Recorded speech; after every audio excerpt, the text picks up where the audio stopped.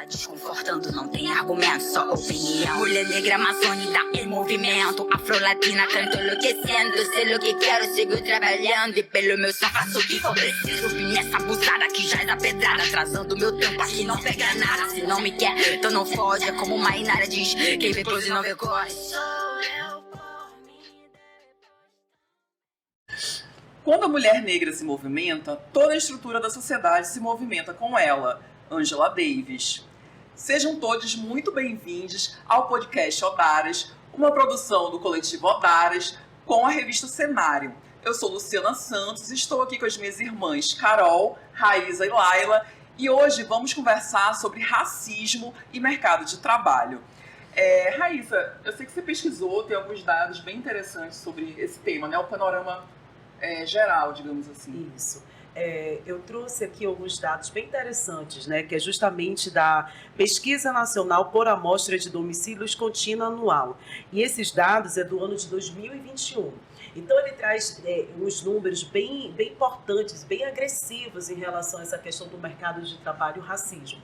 Agora, eu queria até comentar antes, assim, por que nós trouxemos esse assunto? Porque, de fato, vamos ver que mulheres pretas são extremamente afetadas por conta desse racismo, desse mercado de trabalho, né? E isso, vale comentar que essa marca da escravidão, né? Então, acabou que se desdobrou até aqui. Então, vamos lá. Primeiramente, essa pesquisa, ela tem como intuito mostrar a médio e longo prazo essa questão da força de trabalho no seu aspecto socioeconômico. Né? Então, é importantíssimo para que a gente entenda como é que está a dinâmica do nosso país em relação a isso. Então, tem que pontuar que essa questão do mercado de trabalho ela vai ter um viés de raça e de gênero. E de classe, né? Resulta na classe. Né? Sim, classe. E como já comentamos em outro episódio, a mulher preta, ela fica na base da pirâmide social. Né? Significa dizer que ela que vai ser a mais afetada pelas taxas enormes de desemprego, pelos salários pequenos, mais baixos, quando comparada a outras mulheres de outras cores, brancas, pardas e amarelas. Porque vai incidir sobre ela não só o racismo, mas também o machismo. Também, e tem a questão da informalidade. Então vamos lá, deixa eu mostrar aqui para vocês, que é bem interessante. Apesar de crítico, tá? No primeiro trimestre de 2021, o PNAD, ele trouxe os seguintes dados. Vamos lá. Primeiro, quando comparado mulheres e homens, a mulher ganha menos, né? E até 24,2%, né? Quando comparado ao homem. E aqui eu não fiz nenhum recorte de cor, tá? Quando analisado no período desse mesmo primeiro trimestre de 2021, mulheres pretas recebiam 41,63% a menos que mulheres brancas, ou seja, quase 50% de diferença, isso mesmo. Quando comparado esse mesmo grupo de mulheres pretas com mulheres amarelas, aí sobe para 59,86%. Mais que a metade. Mais que a metade. E quando comparado essas mesmas mulheres pretas com mulheres pardas, aí cai para 1,32%. Né? Todos os cenários a gente sai perdendo. Sim, em todos os cenários. Né? E quando analisado a questão da pandemia, e vale mencionar aqui uma situação, tá? Mas rapidinho, só te contando. Mas quando você diferenciou aí, né, essa questão de mulheres pretas com mulheres pardas. Okay. Sempre lembrando que a questão no IBGE, né, população negra é a junção de pretos e pardos. Isso. Só que, por conta de todo esse racismo, de uma diferenciação que foi feita através da questão da miscigenação, ainda recai um racismo muito maior em pessoas com a pele mais escura. Sim. Quanto mais escura a pele, menos acesso ao mercado de trabalho, educação, políticas públicas e por aí vai. Isso é um tema que a gente vai discutir e é um tema muito presente, né? Que é o colorismo. Isso. Então, é uma pauta que, por vezes, é banalizada, discutida de forma muito fútil. Só mas que é muito Carol, importante. tem uma coisa muito... Agora, você me fez lembrar uma coisa. A gente já está com o IBGE, a pesquisa nas ruas. Então, é muito importante que as pessoas se autodeclarem de forma precisa. Pessoas de pele mais escura como eu, por exemplo, somos pessoas pretas. Uma pessoa com a pele bem mais clara, uma pessoa negra de pele clara, vai se denominar como parda. Por quê? Porque isso vai fazer uma grande diferença na hora de identificar essas pessoas, justamente para se elaborar e se aplicar às políticas públicas. Então fica essa dica. Da autodeclaração e assim, para quem faz parte também de entidades de classe, né, de conselhos de classe, se esse órgão, essa instituição tem um banco de dados com autodeclaração racial, por favor, façam a autodeclaração. É muito importante para os profissionais, porque essas políticas públicas não são só políticas públicas, elas também podem ser políticas dentro da iniciativa privada, né? Então, é importante que a autodeclaração racial seja algo não só normalizado, mas incentivado. Porque sem isso a gente não tem dados quantitativos e sem dados quantitativos a gente não consegue. E fica sabe a realidade, fica covarde a discussão. Porque é muito fácil falar que não há diferença, que todo mundo é igual, que é tudo uma questão de capacidade, né? Quando você omite informações importantes que vão fazer as pesquisas trazerem a realidade. E aquela história de saber o que o povo brasileiro precisa para o momento. Até porque após a pandemia, tudo foi agravado. Não quer dizer que hoje eu trago aqui esses dados, né, de 2021, né, 59%, 40 e pouco por cento, ganhando a menos a mulher preta. Não quer dizer que antes da pandemia era tudo perfeito. Não é isso. Não a é pandemia isso. Só agravou. Tanto que agravou que, assim, teve uma redução em mais de 220 mil vagas de trabalho nesse mercado formal. Quando você analisa para o grupo de homens, essa questão de vagas de emprego aumentou. Então, tem alguma coisa errada. Por quê? Da feita que as mulheres elas estão dentro das suas casas, na informalidade, ela se torna invisível, né, para o IBGE, para as políticas públicas. Né? A pandemia veio o quê? A pessoa teve que ficar nas suas casas. Né? Então, quem tinha que ficar nas suas casas cuidando dos seus filhos? As mulheres. Né? Então, da onde que vem essa renda? Né? Da onde que ela vai conseguir voltar para o mercado de trabalho? E qual é o mercado de trabalho que hoje está preparado para receber essas mulheres pretas? Né? E se tem esse mercado de trabalho que tem que ser discutido. E quando se fala em mercado de trabalho, nós temos que falar também nessa questão da especialização, do estudo, do aperfeiçoamento das técnicas, né? E partindo desse princípio, Carol, você trouxe uns dados bem interessantes sobre essa questão da formação acadêmica. Tu poderias falar pra gente? Eu trouxe dados, na verdade, também da educação básica, né? Porque eu acho que acaba sendo uma reação em cadeia, né? Um efeito dominó mesmo. Esses dados são da Rede Todos pela Educação, que é o Anuário Brasileiro de Educação Básica, né? Que traz esses dados colhidos pelo IBGE. E em 2019, os percentuais de pessoas que concluíram o ensino médio era de 58,3% de pessoas pretas, 59,7% de pessoas pardas e 75% de pessoas brancas. Então a gente tem meio que... A gente chega numa conclusão de ensino médio com um número até que elevado de pessoas pretas e pardas se formando, né? Mas... quando a gente chega no acesso à universidade, esse número diminui. Mesmo com a política de cotas, né, que aumentou em 400% o percentual de pessoas pretas dentro das universidades, a conclusão de nível superior é de 36,1% de pessoas brancas e de 18% de pessoas negras. Carol, me desculpa interrompê-la, mas aqui eu tenho até que comentar que aqui é um exemplo claro, nós somos a exceção. Né? Se colocarmos da nossa experiência de vida e acadêmica, todo mundo aqui vai ter alguma história para contar, de como teve para acessar, como teve para permanecer, para garantir ali uma formação acadêmica, que éramos nós dentro da faculdade, dentro da universidade. Eu sempre pontuo muito isso das minhas falas por causa disso, né? De tipo, nós somos, eu pelo menos me considero uma pessoa que fui privilegiada na minha educação, porque eu sempre tive acesso a uma educação particular. Então, uma parada que essa pesquisa trouxe foi um indicativo de que a população negra ela tem acesso equivalente à educação, mas com menos oportunidades de aprendizado. Então, isso se reflete, por exemplo, na qualidade do ensino. A gente tem percentuais, por exemplo, de pessoas que saem com um bom letramento, por exemplo, em português, língua portuguesa. 51,5% de pessoas brancas saem do nível básico de educação com língua portuguesa, ok, com um letramento interessante.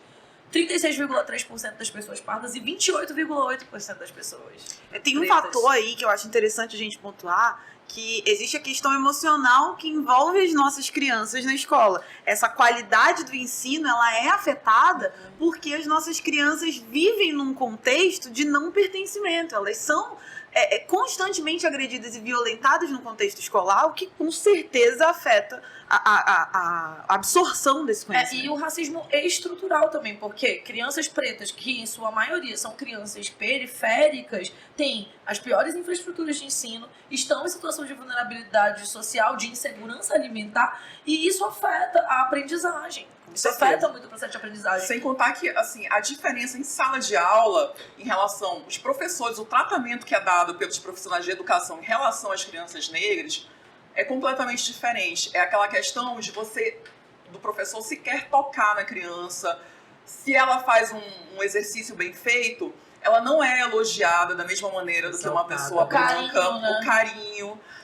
Então, tem todo ali o livro didático, gente. Né? A forma como é abordada a história do Brasil é vergonhosa ainda. Apesar de a gente ter uma lei que determina o estudo, né, o ensino da história afro-brasileira, da parte indígena também, porque é bom ressaltar isso, mas a gente ainda não vê isso de forma realmente extremamente efetiva. colonial, né? Colonialista.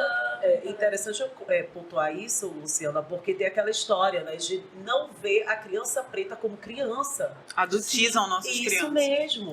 Né? No E olhar sexualizam, ainda tem isso também. sexualizam. Tanto que, assim, tem casos que repercutiram por vários meses, aquele do elevador, esqueci o nome do menino, que a empregada doméstica, desculpa o termo, né, saiu para levar o cachorro da sua patroa, vou colocar dessa forma, que é como se tratam, né? Levou para passear, a empregada não tinha com quem deixar o filho, simplesmente a patroa não teve o cuidado de olhar como criança preta e deixou a criança que caiu, né? Sim, de não olhar, de não ter esse cuidado, sabe? De não ter esse carinho, esse Inclusive, a afeto. mãe está sendo processada criminalmente, supostamente por não ter cuidado adequadamente do seu filho. Isso é fato, tá? É Mirtes o nome da mãe do menino Isso Miguel. mesmo. Obrigada, Carol. E... Sari Corte Real, o nome da... Isso. da assassina, né? É assassina que a gente chama. E foi uma história que a gente, né, fez um trabalho com a Mirtes, já tivemos a oportunidade de conversar com ela, de ouvir a história dela. E é uma história muito, muito potente e muito emblemática do lugar onde crianças e mulheres pretas estão, né? E falando sobre educação, falando sobre educação básica e nível superior, eu vou jogar a bola aqui para a Luciana, que trouxe alguns dados interessantes também com relação a ações afirmativas e políticas de inclusão. Isso. É importante a gente sempre ressaltar que o racismo só foi reconhecido pelo Brasil, pasmem, no ano de 2001, durante Até lá, era piada que tava né, um evento promovido pela ONU. E lá o Brasil oficialmente ele reconhece essa dívida histórica com a população negra. E é daí que vem não só essa lei que eu citei agora há pouco, que é a 10.639, mas vem a política de cotas também, que é todo esse pacote de ações afirmativas. E como a Carol falou, teve esse aumento, né, de pessoas negras nas universidades. No entanto, nós não temos políticas de permanência nesse espaço. E isso, logicamente, vai dificultar muito mais. São aquelas histórias romantizadas que muitas vezes a gente lê na internet, por exemplo, de alunos que tiveram que andar cerca de 15 quilômetros para chegar na universidade. A gente vê muito isso, né? A internet gosta de romantizar sofrimento de pessoas pretas, sabe? Isso. Passou É um fetiche, em um né? concurso público, estudando apenas com livros velhos, usados. Gente, isso Que é... recolheu do lixo, né? Isso devia ser uma vergonha Isso é nesse país. indigno, isso é E indigno, assim, sabe? aqui, Luciana, que bom que você trouxe esse panorama, porque aqui no interior do estado tem muito isso, né? Canoa, lancha, andando nas estradas de barro. É mais um fator que atrapalha a cheia. absorção do conhecimento, né? O fator, as crianças são atrapalhadas emocionalmente, logisticamente, geograficamente, todas as formas. E essa questão da permanência é importante não só por conta da graduação, mas, por exemplo, existem programas de pesquisa, né, de pós-graduação lá do stricto sensu.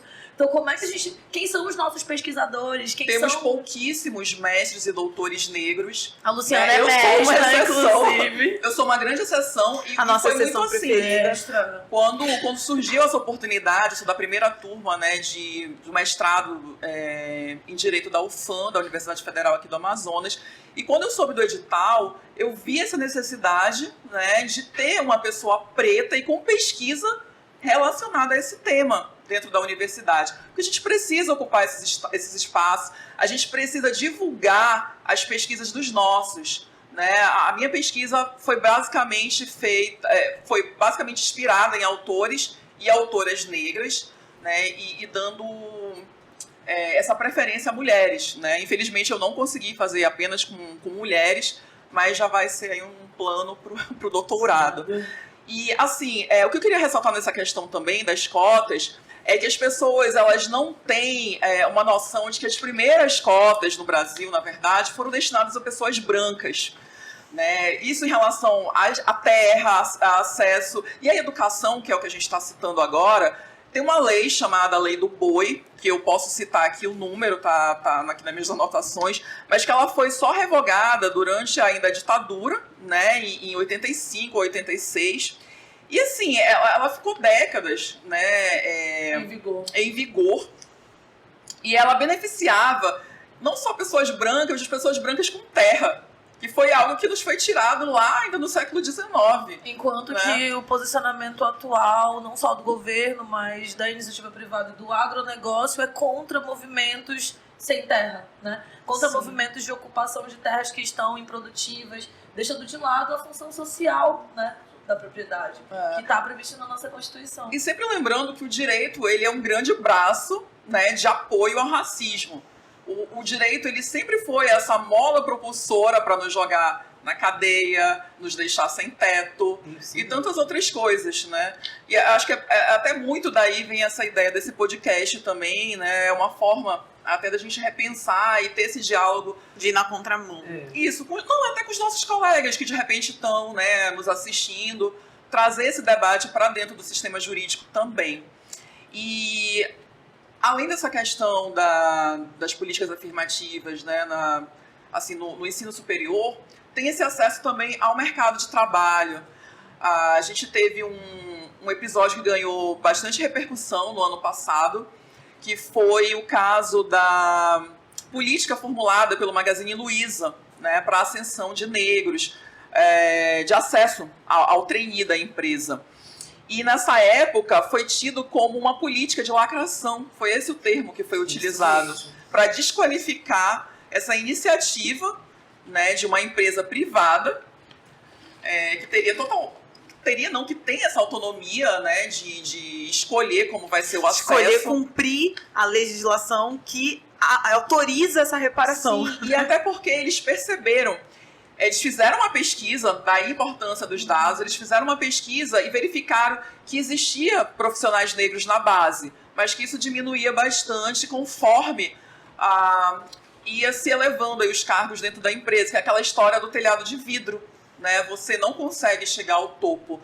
Pessoas negras elas não têm esse acesso aos cargos de liderança, né, de destaque dentro das instituições públicas e privadas, porque no serviço público isso acontece bastante também. E recai naquilo que nós comentamos mais cedo, né, que é justamente isso, essa estrutura que foi organizada o país, que não é para negros, que não é para negras, que de fato é para ser ocupado por brancos e brancas. Né? Que é uma ironia, né? Porque a nossa frase inicial fala justamente isso.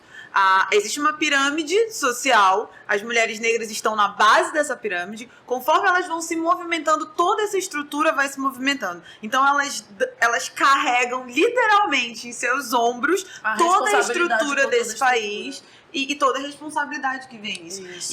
Isso mostra pra gente como é ridículo acreditar que não há uma junção nesse problema, que não existe interseccionalidade. As mulheres são afetadas Sim, todas as mulheres são afetadas, mas é muito absurdo você acreditar que elas não são afetadas, que elas são todas afetadas da mesma maneira. Mulheres negras, com certeza, sofrem muito mais do que mulheres brancas. A Raíza trouxe os dados muito bem da diferença salarial entre uma e outra, e eu quero pontuar aqui que muitas mulheres negras sequer recebem salários. Todos os casos que vocês viram nas redes sociais, que repercutiram ultimamente sobre trabalho análogo à escravidão, tinha como a vítima uma mulher negra.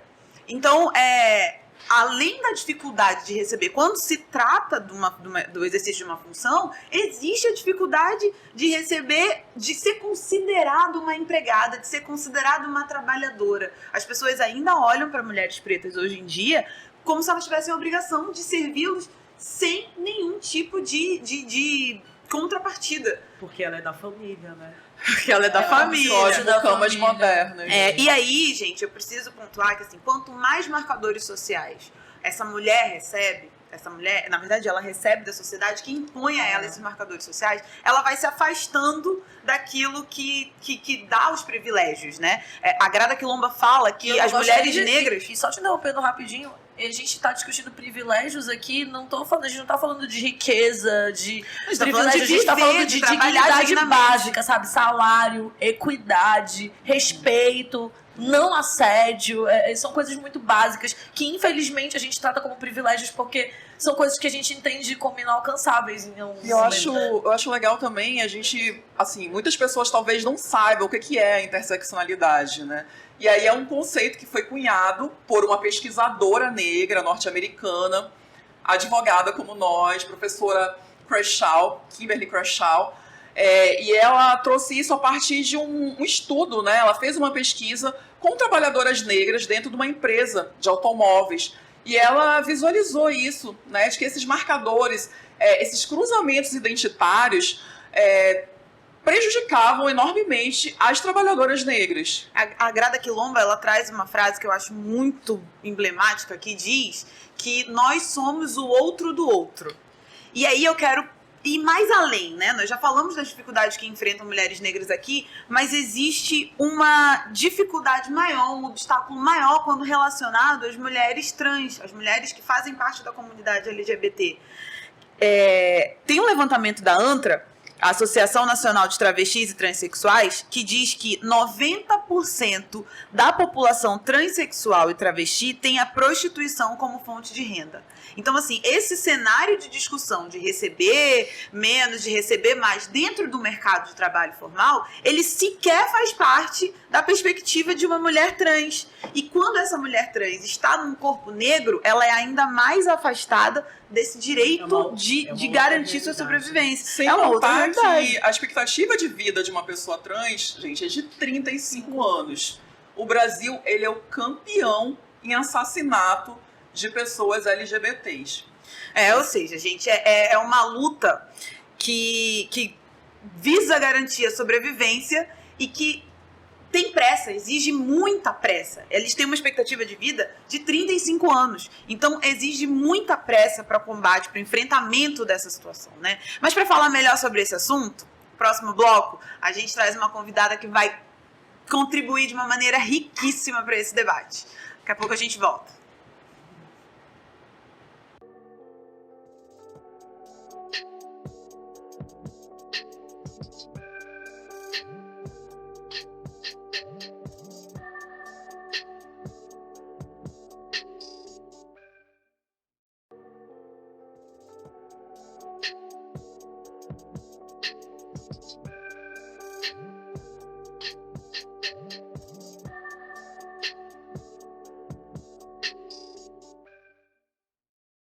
Estamos de volta com o nosso podcast Odaras, hoje com o tema racismo e mercado de trabalho.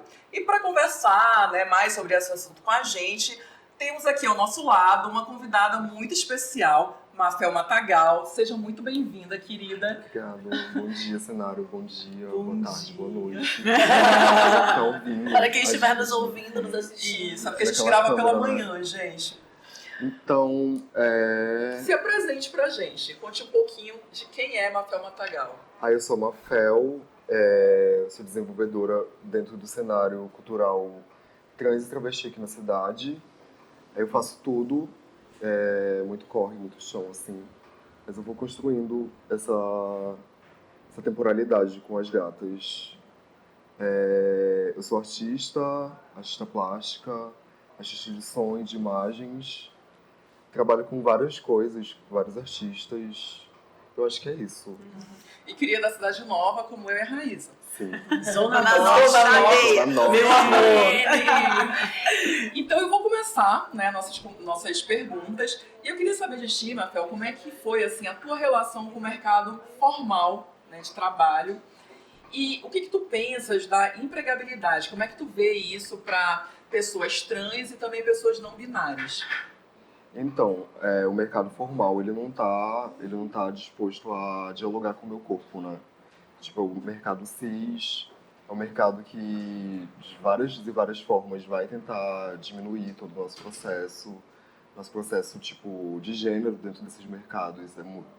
É muito complexo é muito complexo pra gente, ainda mais pra cisgeneridade, tentar dialogar com a gente. Então, esse mercado formal pra gente, ele não existe, né? Sempre a gente vai ser empurrada pra margem da margem, porque o mundo todo é cis e o mundo não tá preparado e nem a fim de dialogar com os nossos corpos. Então não existe um mercado formal pra gente, né?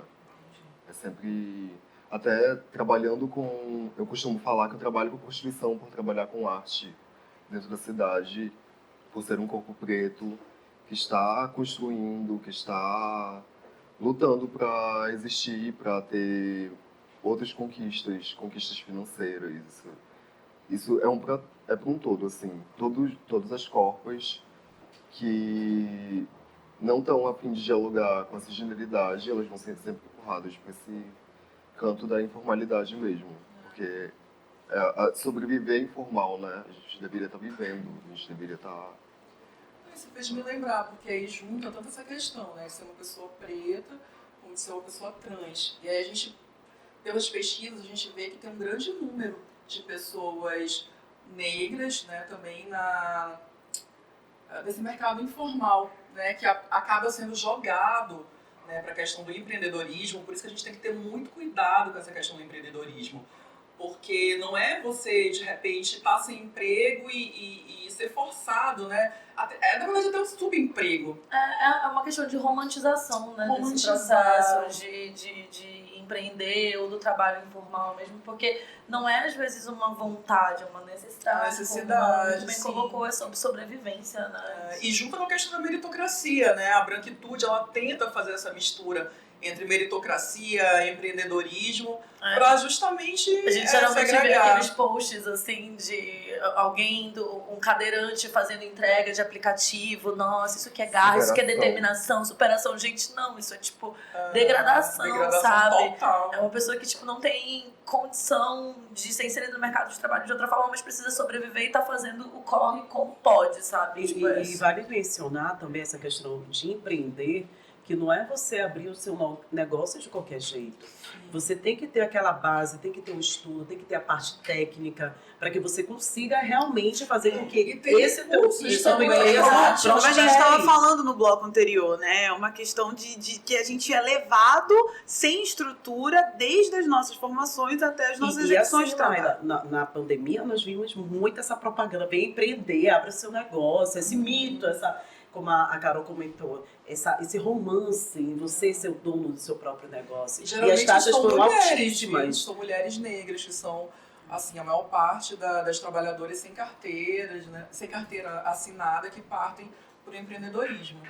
Ok. E dando sequência, eu queria saber, Mafel, de você, quais foram os seus desafios, né, enquanto mulher trans, mulher negra, nesse mercado de trabalho?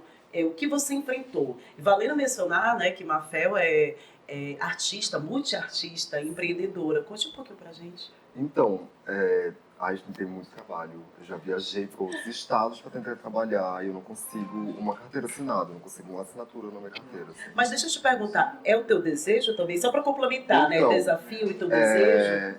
Desde pequeno, eu sempre imaginei eu trabalhando com os meus lances, porque eu sempre entendi que não era um corpo normativo, sempre entendi que eu não era um corpo que ia estar presente dentro de empresas a não ser, tipo, criando, tipo, matéria, Você sempre sabe? quis ser artista, então. Eu sempre fui artista, né, desde pequena.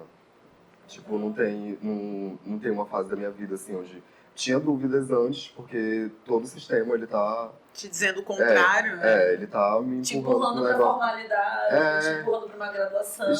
Já tentei universidade, não deu certo. Já tentei. É uma questão muitas do coisas. pertencimento, tu não acha? Mas assim, aquela sensação de se sentir pertencente ali falta. Eu não sei, ó. Não, É difícil a pergunta. Vamos refletir, fica a reflexão. Bora refletir aí. Porque, tipo, é muito doido pensar assim, tipo. Eu sou filha de 2 analfabetos. Tipo, minha escolaridade, eu não gosto de escolaridade, não gosto, tipo, de entrar no espaço acadêmico. Eu costumo falar que eu sou analfabeta também, porque eu sou criada pelos meus avós, que são analfabetos. E meu avô é cearense, minha avó é do Acre, e eles me ensinam muitas coisas, tipo, manuais. Eles me ensinam muitas coisas, tipo, minha vida toda. Eles me ensinaram muito como cuidar de mim sem precisar dos outros. Como eu podia cuidar do outro que estava precisando de cuidado, assim. É sempre são pequenos detalhes, assim, a vida toda, assim. Uma sabedoria quase A construção, ancestral. Aliás, né? uma sabedoria ancestral. A estratégia de sobrevivência, né? A gente falou muito sobre isso assim, nos últimos episódios. E uma estratégia de sobrevivência que foi natural, né? Fez natural. parte da tua construção. Mas você acha também, de repente, essa tua questão com ambientes, né, de estudo, assim, você acha que tem a ver também com esse preconceito?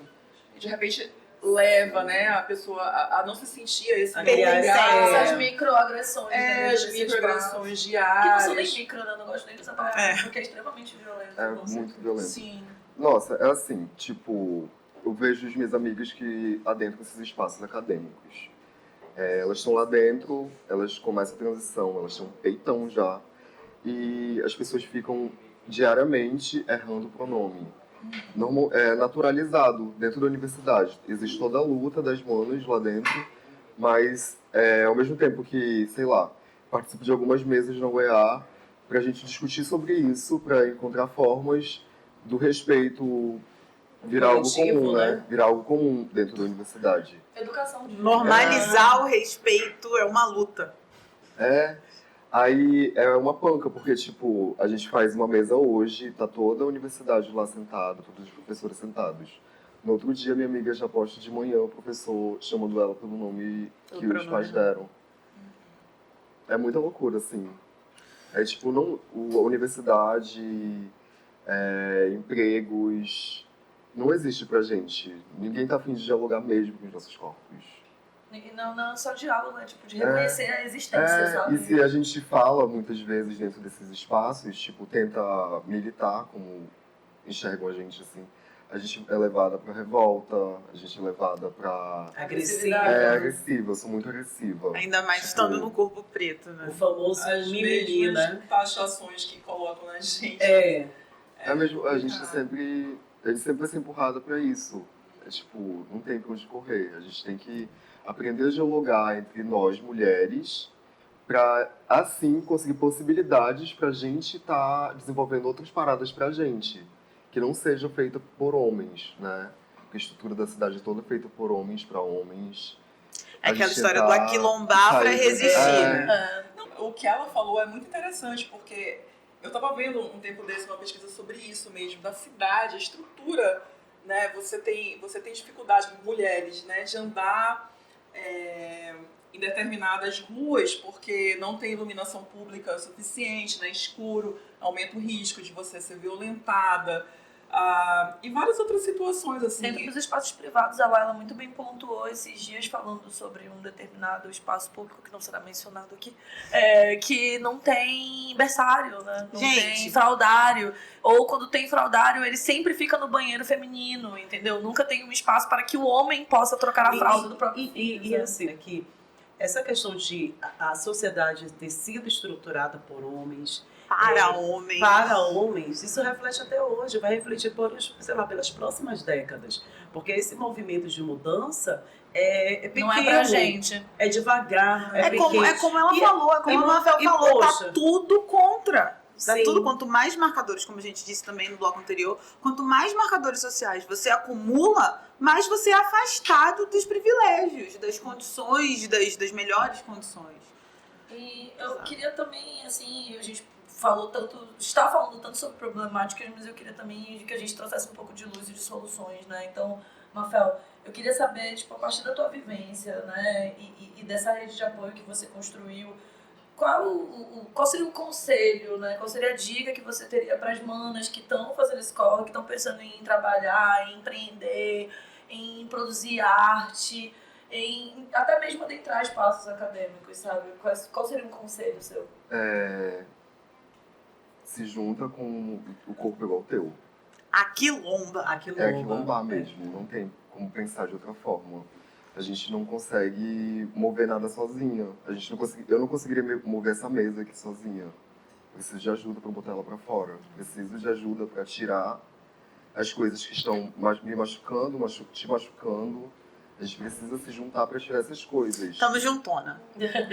Aquele conceito da biopropriedade, né? Da dororidade, né? Então... E por isso que nós somos 4 aqui, né? Porque nasceu muito disso, de a gente realmente se aquilombar para levar essa discussão do direito antidiscriminatório. O Odaras nasceu assim também. A gente, acho que, tipo, aqui é uma mesa, vocês são 4 mulheres cis, eu sou uma mulher trans, sou uma travesti, né? Eu acho que o lance todo é, tipo, vamos criar possibilidades para nós, sem senhores. Sem senhores. Amplificar nossas vozes para que eles possam nos ouvir. Isso aí. E consumir os nossos produtos, né? Eu acho isso muito importante. Boa, isso é verdade. Porque quando a gente não aprender, enquanto a gente não aprender a usar isso, eu acho que a gente não vai avançar tanto, porque somos um número muito grande, né? Então, no dia que a gente ter essa consciência de que temos essa força, né, tão grande, a gente vai conseguir... Não digo resolver 100% essa situação, porque não vai, porque é uma criação Movimentar. cultural. alcançar É um grandes problema feitos, estrutural. né? É um problema sim. totalmente Por estrutural. falar em produtos, Mafel, a gente já sabe que existe uma marca de acessórios sua, a Garra, com 3 R's. Inclusive, estou usando, cara. Exatamente. A gente sabe também que você está com uma exposição na Galeria do Largo, né? E eu queria que tu falasse pra gente aqui sobre esses teus planos futuros, sobre como é que vai ser daqui pra frente, teus projetos artísticos, enfim. Então, Vende teu peixe. tipo, esse ano eu tentei trabalhar muito pra agora, nesse meio de ano, ficar mais tranquila. Tentei trabalhar o início de ano todo, assim. Vou ficar tranquila até agosto. Depois de agosto, vou começar um tour como DJ em alguns eventos. E vou voltar com a Garra em janeiro. Vou voltar com a Garra porque a gente tá há 1 ano sem produzir nada. Tipo, tudo que vocês estão vendo na internet, vocês veem, repercutir por aí, é o que a gente já produziu em 3 anos. A Garra, ela nasceu em 2013, eu faço ela com a minha namorada, Mura. E a gente constrói uma linguagem neo-travesti. Tipo, uma linguagem da travesti desse tempo, né? A gente não tá falando de passado, a gente não tá falando sobre o que a gente quer no futuro, a gente fala sobre as nossas vivências do agora, né? Então a gente tenta criar um futuro a partir do agora, e a Garra vem muito disso, é sobre o que a gente quer ver no futuro. Eu quero ver travestis em todo canto. Eu quero olhar pra filha da minha amiga e falar, ela vai ser uma travesti. Desde pequena, eu quero essas possibilidades de ver, de me enxergar, de chegar ao corpo das minhas filhas, das minhas amigas, em tudo. E sobre ver, a gente também quer ver, né, gente? Fala pra gente sobre o teu @, como é que a gente te acompanha. Ai, gente, meu nome é Mafel, com 4. Mafel quer dizer futuro, né? Aí eu sou futuro e o Matagal. É Mafel Matagal, meu nome. E Explica pra gente o que é o Matagal. Aproveita. Matagal eu construí tem 6 anos. Eu não tinha o sobrenome, porque eu não gosto de usar o sobrenome do... Colonizador. Né? Não gosto de usar. Tipo, eu não sei como chegou até a gente, eu sei que não é o meu sobrenome, eu sei que não é parte da minha história, não gosto de usar. Aí eu construí Matagal como sobrenome para usar na rede social.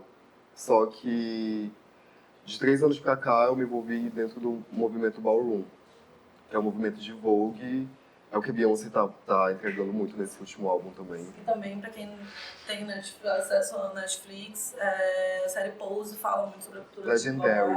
Assiste Legendary, entendeu?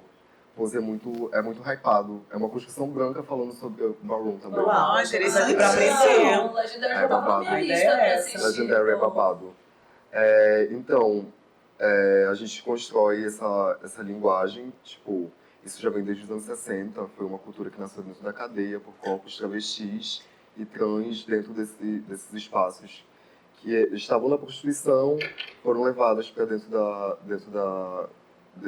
do cárcere privado, assim, encarceradas dentro de presídios, e isso se construiu como uma força e como uma rede de apoio mesmo para não bugar a cabeça, né?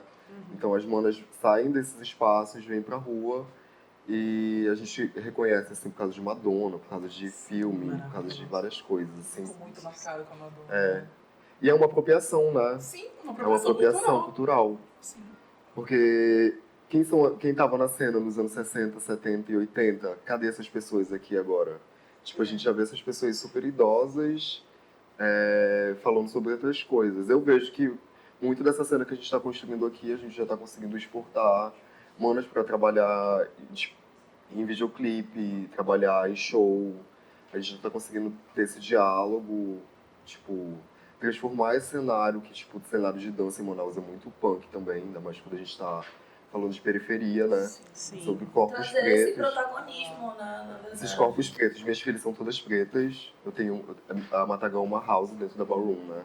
Então eu tenho 24 filhas, muitas delas são pessoas trans e travestis, e a gente tem esse discurso, esse diálogo para conseguir uma possibilidade melhor lá na frente. A gente está construindo já agora, tem um ano. O Matagal fez um ano agora em julho. Parabéns pela batalha. E é muito, muito gratificante. Dentro de um ano, essa rede está sendo construída. Desenvolvimento, né?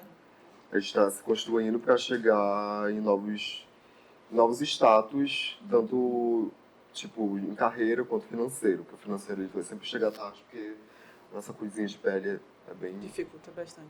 Mafel, muitíssimo obrigada pela tua colaboração. A gente pode... Laila, antes eu queria convidar vocês para irem. Eu já fui visitar a exposição lá no Largo e é Travesti. maravilhosa. Fui na estreia, gente. Vale muito a pena. Travesti, Vai lá, ordem e progresso. travesti, Prestigiem. ordem e progresso. Prestigiem, é um trabalho feito com muito talento acima de qualquer coisa. E assim, só para complementar, é o tal do consumir o norte, né? Até aqui estamos com essa ideia realmente de trazer mulheres pretas que produzem, que são especialistas nas suas áreas. São da nossa região. Sim, é consumir o norte em toda a sua essência. É isso mesmo. Gente, consumam todas as linguagens travestis.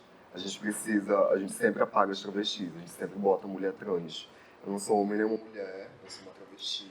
Pois é, pô, É outro- explica essa diferença, porque eu sou muito amiga da Michelle Pires, historiadora, presidente da Sotran, né? E a gente conversa bastante sobre isso, mas, por favor, explique Então, para quem está nos assistindo. Eu sou uma mulher por condição, porque o meu corpo é um corpo feminino. Isso vai sempre vai sempre dialogar porque é a minha forma de existência. Eu sou um corpo feminino. Mas eu não sou uma mulher porque eu sou sempre tirada desse espaço da mulheridade. Eu não sou um homem porque eu quis fugir disso, né? Então a condição de ser uma travesti é muito um imaginário criativo, né? Eu vou... E tem um lado político também, não é, Mafel? É um lado de, tipo, eu já era... Quantas travestis senhoras a gente conhece? A não ser as manas da Sotran. Sim. Cadê as travestis da nossa rua, sabe? Cadê nossas vizinhas travestis? 35 anos a média, né? A gente sempre vai morrer. A gente sempre vai ser levada pra essa margem tipo, do esquecimento quando for ficar mais velha. Isso é um todo. Todas as mulheres, a gente sempre vai ser levada pra esses espaços de apagamento. Ainda mais por sermos corpos pretos. A travesti, ela é uma mulher trans da periferia. E ela existe aqui antes da transexualidade existir. Entende? A gente já é originária brasileira. Não tem como traduzir travesti. E é muito disso, é o Chica sobreviver. manicômio, né? E Procurem, por aí gente, vai, no gente. Google a história de Chica Manicure. As pombagiras todas, né? Sim. Essa colaboração da Mafel, ela é riquíssima, mas muito mais você pode buscar e conhecer para evitar que esse problema continue, que isso continue sendo um problema, que isso passe a ser normalizado, porque são pessoas que querem viver e estão tendo dificuldade. Aí eu posso falar. Claro, Não o é um espaço é problema, seu. não é um problema nosso, né? Não, Não, não é. é da Não é sociedade. um problema É da nosso. cisgeneridade. É da cisgeneridade. Então, tipo, Assim como o racismo é um a gente não problema tem. dos brancos, né? Exatamente. E muitas vezes, quando a gente fala sobre essas coisas, eu não vou falar aqui do jeito que eu poderia querer falar, né? Porque eu não posso querer falar da forma que eu quero, porque eu vou sempre ser botada como agressiva. Porque se eu falasse, todo mundo ia chorar, gente. E não é o papel não é chorar, é só, tipo, se ligar e vamos melhorar a partir de Refletir. agora. Vamos consumir a partir de agora, vamos possibilitar a partir de agora, né? Como vocês querem me ver daqui a um ano, né? O que eu quero para muitas de mim daqui a 6 meses? Eu quero possibilidades maiores. Quero minhas filhas viajando o mundo todo. Sonhar, né? Não sonhar, é desejar. Sonhar é muito Desejar longe, né? E realizar. Tá muito lá longe, assim, tipo, não dá pra ver o sonho. E assim, sabe o que eu percebo na Mafel? Essa vontade de viver e não sobreviver, né? Eu tô emocionada de verdade, Para, Mafel. porque eu também tô aqui Gente. chorando. Ela falou que ela ia fazer todo mundo chorar. Não. Eu tô chorando já. É assim, é muito complicado, mas eu vou tentar descrever qual é o meu sentimento agora. Enquanto as mulheres negras, pretas, nós temos toda a nossa história, todos os nossos obstáculos, principalmente aqui nós temos uma questão muito da perfeição, de entregar o melhor. Inclusive gera até conversas, debates e chamadas. Porque é isso que nos exige. Né? A sociedade quer isso. Para tentarmos ocupar espaço, temos que ter essa perfeição. Mas olhar para a Mafel e perceber que, mesmo com todas essas barreiras, ela vive a arte dela, desde sempre tem essa arte, e ela quer viver. E ela não quer só viver, ela quer que todas as filhas, as manas, que ela é mãe, também vivam, é isso. É um aquilombar legítimo. É você pensar com o outro, é você se sentir parte do outro. É muito bonito. Ah, eu quero Por essa terminar. visão feminina, Eu quero porque... terminar todos esses lances assim, tipo. Que tal, depois de. Ano que vem eu vou voltar aqui no cenário, vou Por dar uma favor. oportunidade. Por favor, pra faça vocês. assim. E depois a gente vai pra Acapulcos, a gente vai pra onde a gente quiser, entendeu? A gente ser dona do nosso protagonismo, da nossa existência. Tipo, fazer as coisas, embora agora pro Rio Preto da Eva, não dá, porque eu não tenho essa possibilidade ainda. Mas eu vou ter essa possibilidade ano que vem, a gente vai. A gente vai lá do outro lado do mundo, assim, daqui a pouco. É isso que eu quero possibilidades. Vamos se possibilitar, vamos mostrar o que é possível, ser possível pros outros também.